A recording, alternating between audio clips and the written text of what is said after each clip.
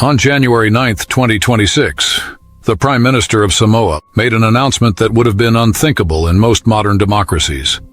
He declared that, from that day forward, his government would impose strict bans on all work, carried out on Sundays.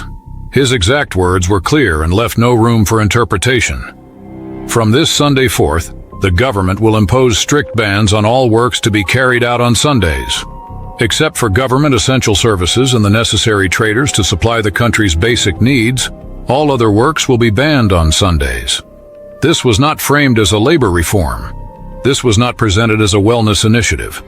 The government explicitly stated that the purpose was to prevent activity that disrespects the keeping of the Sabbath holy. In the 21st century, a democratic government used the word Sabbath to justify a national work ban. 2 days later, on January 11, 2026, the head of state formalized the policy even further. He proclaimed a national period of prayer and fasting from January 11th to 16th and mandated weekly Wednesday prayers and fasting for all government ministries.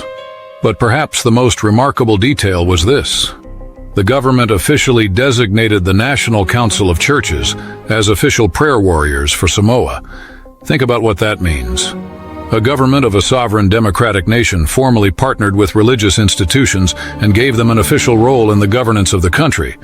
Church and state were no longer merely cooperating, they were merging. And when the Samoan Chamber of Commerce and Industry requested that the government at least allow limited Sunday business hours to keep the economy moving, the Prime Minister refused without hesitation. He rejected arguments from construction companies who said they needed Sunday work to meet deadlines. Some construction companies say they need to work on Sundays to get the work completed on time. I don't agree with that. The economy would wait.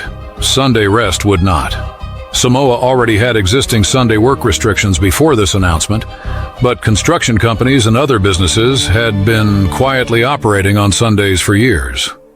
What changed in January 2026 was not the law itself, but the enforcement and the language. The government cracked down, and it did so using the most explicit religious justification imaginable. This is not a theocracy on the other side of the world.